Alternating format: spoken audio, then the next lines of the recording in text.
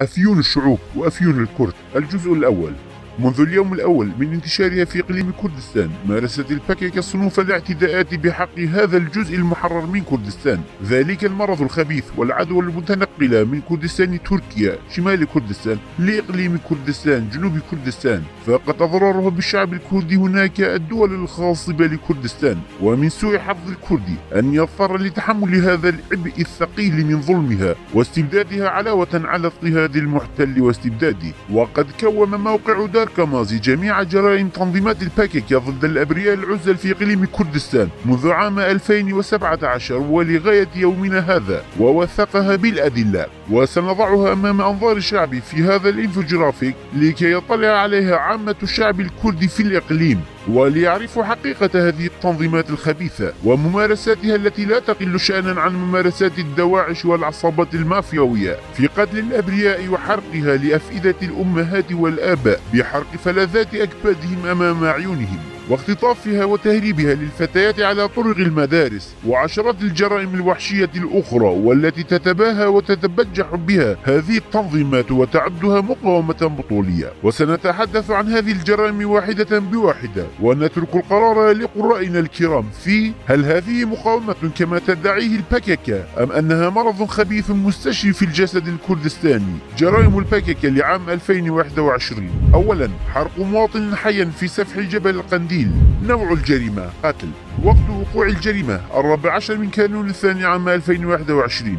مكان وقوع الجريمة سهل باليان. في 14 من كانون الثاني هذا العام تم العثور على جثة المواطن مصطفى الشفيع وساني 60 عاما والمعروف به مصطفى وساني، والشخصية المعروفة في سهل باليان وعضو اللجنة المحلية لقتله للحزب الديمقراطي الكردستاني محروقة في سيارته. وقد شككت عائلته في اغتيال البككة له، إذ قد أوقفه مسؤول أسايش البككة المدعو تايلاند عصر اليوم في نقطة تفتيش أسايش قرية وسان، وطلب منه نقل مسلح لهم مع جلكانة وقود لجبل الشيخ ناصر. فقد ارتكبت البككة هذه الجريمة الوحشية، حرق شخص حيا في سهل باليان بسفح جبل قنديل.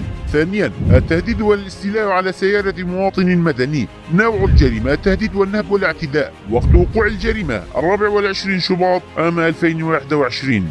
مكان وقوع الجريمة قرية خانكة تابعة لناحية كانيماس. في 24 شباط العام الحالي داهم مسلحان لتنظيمات البككة منزل المواطن محمد حسين بناحية كانيماس، وطلبوا منه نقل جثة لمقاضي البككة كان قد قضي إثر غارة جوية تركية بمحيط قرية خانكة بمنطقة ميسكا، غير أن محمد رفض طلبهم، ما هدداه مسلحا البككة، وبعد شجار ومشادة كلامية صادرا سيارته عنوة.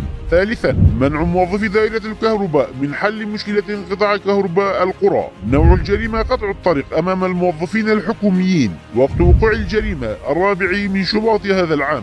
مكان وقوع الجريمة قرية جولي بناحية تشامانكي. في 2 من شباط هذا العام توجه فريق من موظفي دائرة الكهرباء لحل مشكلة انقطاع كهرباء قرية هيزانكي وبيلماندي بناحية تشامانكي، غير أنهم منعوا من المرور من قبل مسلحي تنظيمات البككة والقيام بعملهم، فقد لحقه مسلحون للبككة بالدراجات النارية ومنعوهم من مرور تلك المنطقة، كما وهددوهم إذا ما رجعوا مرة أخرى. رابعا، زرع المتفجرات على الطرق العامة للقرى. نوع الجريمة الإرهاب وزرع المتفجرات. وقت وقوع الجريمة أول من آذار عام 2021. مكان وقوع الجريمة قرية روانش بناحية كانيماسي. في الأول من آذار هذا العام لغم مسلحو البككة قذيفتي RPG بمتفجرات TNT ووضعوه في موب حديدي على الطريق الرئيسي لقرية تروانش. بعدها استطاع قوات البيشمركة والقوات الأمنية للإقليم من إبطال مفعول هذه المتفجرات وإفشال المخطط الداني للبككة.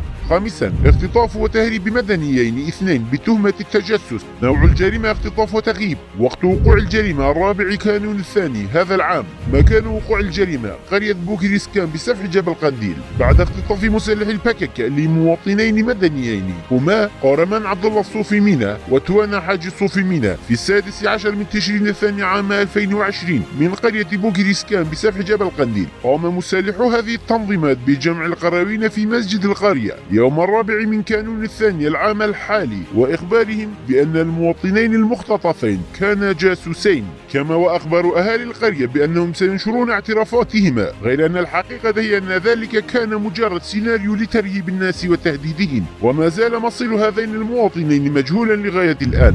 سادسا، التهديد بالقتل لأهالي قرية كيستا. نوع الجريمة إطلاق تهديدات بالقتل. وقت وقوع الجريمة 31 الشهر الأول عام 2021. مكان وقوع الجريمة قرية كيستا التابعة لناحية كانماصي. توجه مسلحان لتنظيمات الباكيكا لمنزل المواطن وكادر لجنة البارتي زكي كيستي عن طريق نفق بمنطقة كامخلي وتقع شرق قرية كيستا، وقد هدداه كما هدد أهالي القرية بالقتل بحجة قطعهم للكهرباء عن نفق للباكيكا. كما أخبر مسلحو الباكيكا أهالي القرية بأنهم سيقتلون بعضا من أهالي القرية. سابعا، اختطاف 3 مواطنين من دهوك. نوع الجريمة اختطاف وتغييب. وقت وقوع الجريمة 29 كانون الثاني عام 2021.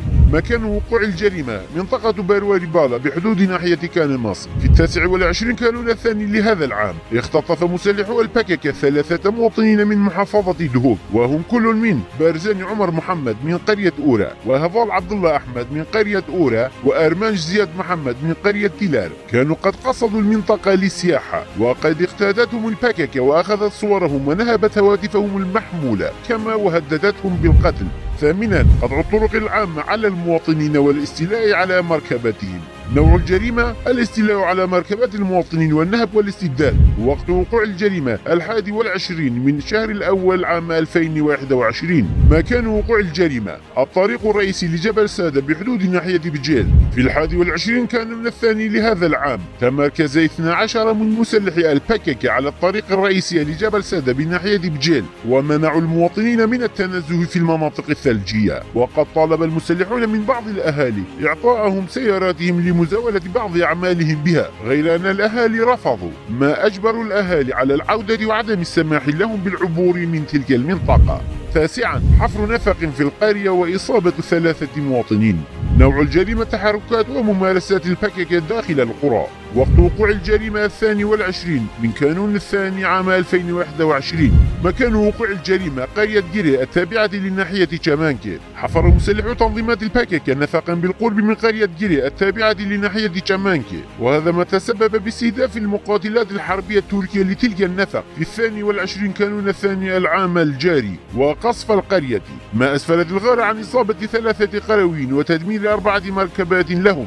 وما يثير الدهشة والاستغراب أن الباكيكا تمارس هذه الجرائم في إقليم كردستان تحت شعار المقاومة وباسم البطولة. والمقاومة البطولية التي تتحدث عنها الباكيكا إنما هي بطولاتها على رأس شعب الإقليم البائس. في الجزء الثاني سنتناول 15 جريمة للباكيكا في العام المنصرم 2020. ترقبونا.